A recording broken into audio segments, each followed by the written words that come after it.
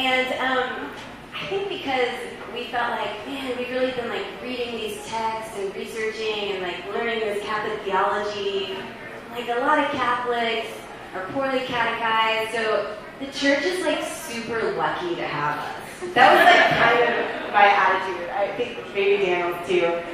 And that lasted for like 5 minutes, and it wasn't just that we were lost in a lot of the practicalities, like which knee do you genuflect on? Like that took a while, and like I still don't know why parishioners only want to sit on like the edge of the pew.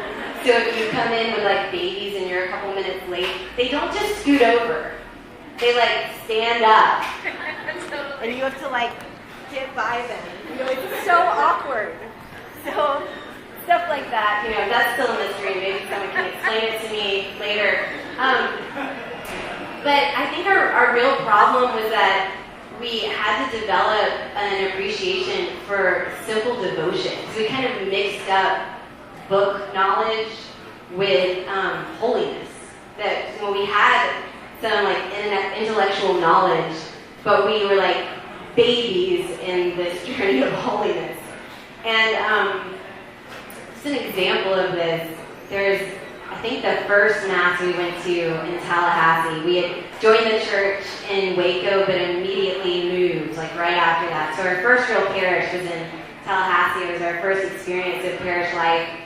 So we go to Mass, and like 1 minute after Mass has started, there's like this screeching sound. There's screech, screech, and this ancient woman is screeching in with her walker, and she's wearing a house dress, and she sits in the front row.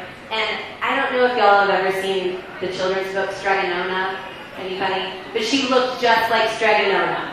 So we saw her on Sundays. It didn't matter which Mass we went to, like she was there. If we were in the Adoration Chapel, she was there. Daily Mass, she was there. She was just always around. We're like, who is this woman? If Daniel was taking the kids to a different Mass than I was, I'd be like, Stregonona at your Mass, you know? Who is she? And I kind of thought, like, oh, she's this adorable old woman, and she's got this, you know, she's praying the rosary, and she's got this simple devotion, but, like, who knows how much St. Augustine she's read, how much she really knows about all this stuff. And so we find out she's the sacristan at our parish, and she's been the sacristan there for 75 years. So she lives across the street from the church. She never married. She spends every day of the past 75 years just serving the church in these little acts of love. And I think that just hit home for me, that like I have everything to learn from this kind of devotion. Like that's the kind of holiness I need. And like the things I know about the church, it's good. Like it's good to know about our faith, and that can like lead us towards holiness. But we still had work to do, like had and have so much work to do. So I think about, her name was Lena, and I just think about Lena, that like that's a picture of what holiness can be. That it's daily, and it's daily sacrifices, and it's daily devotions, and these are what build on each other that bring us closer to Christ.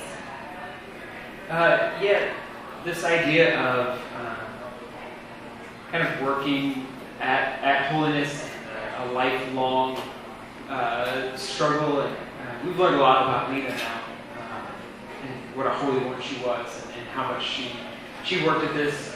It really kind of highlights another big difference coming into the church, and for a lot of Protestants, the big difference seems to be aesthetic or just external.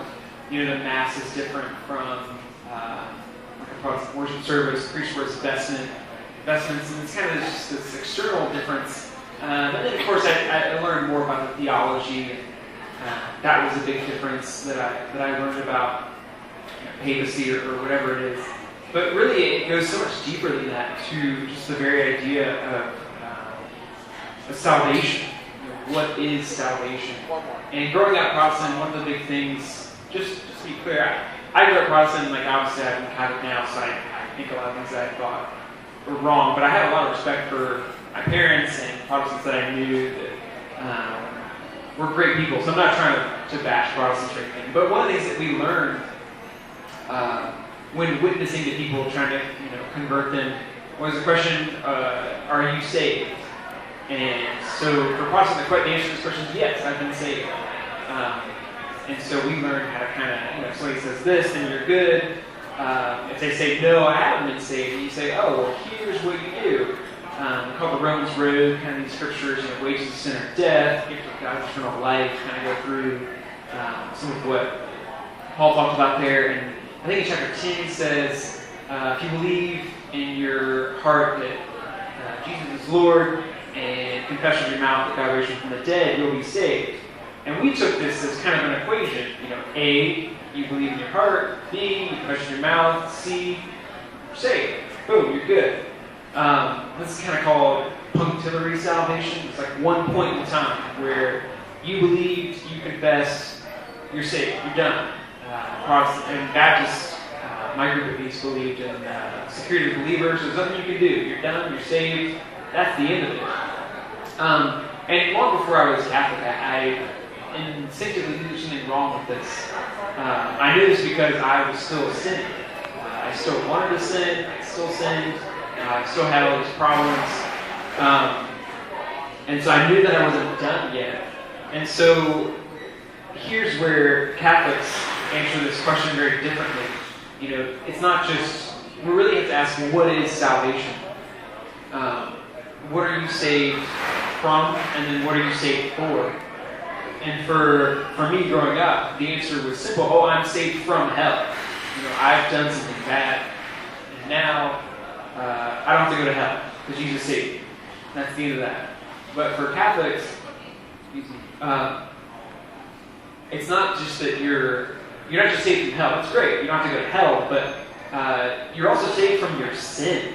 And you're saved for unity with Christ. And so, you're not done until, obviously, your sins are wiped away, and that's great, but we would say, you're not really saved yet until you no longer want to sin, until you're united with Christ in your heart, and that your desires are His desires, and your will is His will. And so salvation means so much more for being Catholic. And so that's where I kind of realized how much more I had to learn and how much more I needed to do. And I think that this really affected how we viewed our marriage, that we weren't just people married before God, but that our vocation to marriage, we started to see it differently. And one time we had gone to confession, so we were sitting in the line for confession, and we had walked in behind this elderly couple, and the husband had a cane, and then he was supported by his wife. She was walking him in. And I get teary-eyed about old married people, so forgive me if I cry. So she sat down with him. They were ahead of us in the line for the confessional. So when it was his turn, she helped him stand up and then helped walk him into the confessional, and then came back and sat down. And that was just a perfect picture of marriage to me. That she was literally walking him towards grace. That she was literally helping him to get in the direction of heaven and be close to Jesus. And so I think that our Catholic faith has just poured a lot of grace into our lives, and especially our marriage, and giving it a whole different perspective that our job is to get each other to heaven. That's part of our vocation. That's central to our vocation. I remember speaking of confession. I guess if you're raised Catholic, obviously you went to first confession pretty early. If you're 25 and you're going to your first confession, it's a lot more uncomfortable. I was super scared when we first went to confession, and the priest who was doing RCIA was doing the confessions. It was this very soft-spoken Father David, and he was this very soft-spoken way of talking, and everything he said was just very slow. And even when he was saying bad things about Oklahoma, because he's from Texas. Texans hate Oklahoma. Just a very soft way of talking. And I remember going to him and just, it takes a while, your first confession, if you're 25, it's just, at least for me, I don't know about you guys. I won't go into details, but I remember him afterwards saying, this was such a beautiful confession. Probably, I did not think you were listening. Again. But yeah, sacraments, such a powerful thing.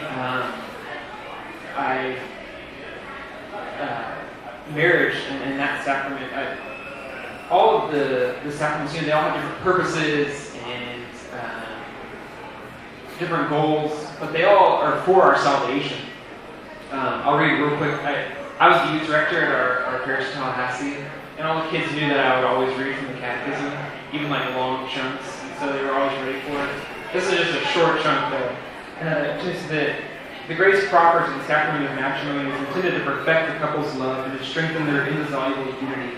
By this grace, they help one another to attain holiness in their married life and in welcoming and educating their children. So for us, obviously we were married as Christians, and so we knew something about marriage being before God and God joining us together. But really, when we became Catholic, it was kind of a deeper purpose, just also for our salvation. Marriage wasn't just about our mutual affection or our love for each other even, but about our salvation. And so really all the sacraments have this in common for our salvation. It's such a big task thinking about, I need to achieve really perfection, to achieve sainthood, to be united with Christ. And it's such a lofty goal. And so it can be a little bit scary.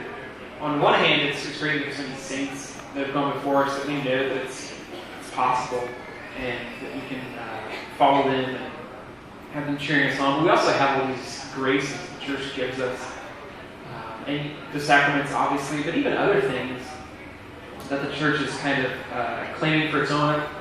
Matt talked about, we have these books, feasts, and we kind of go through the liturgical year and talk about his blog, Carrots from Michaelmas. This is, you know what Michaelmas is? The Feast of the Archangels. Michaelmas is the Feast of St. Michael. Michaelmas. So, carrots used to be a common thing that people would eat for Michaelmas. So we tried this out, like exploring the church and figuring out how to be Catholic, because we were raised Catholic, obviously.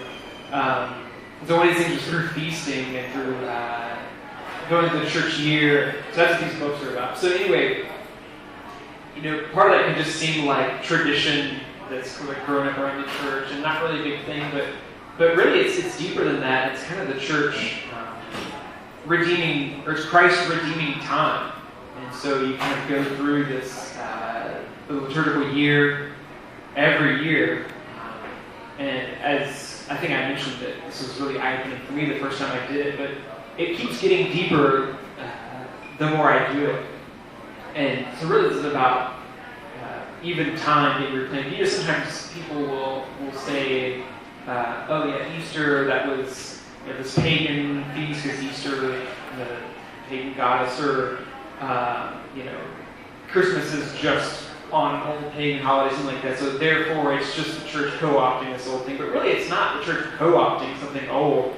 It's the church taking something and redeeming it and giving it its full meaning. And so that's kind of what we do with the liturgical year. And really, the church does this with everything, because this is kind of one big thing that I've realized as being Catholic slowly, but that Christ is redeeming everything, bringing it all back in. And so that's why we kind of talk a lot about, on our blogs, we'll sort of mention a lot about, write about pop culture. Matt mentioned Mad Men, sort of finding the truth that are in these things, where we can find Christ's truth in these things. And that's kind of where we are now. Learning still, long way to go, obviously, and trying to go deeper. And So yeah, we'll see what happens when we get to Texas. Here we are. And our leads here at Indy.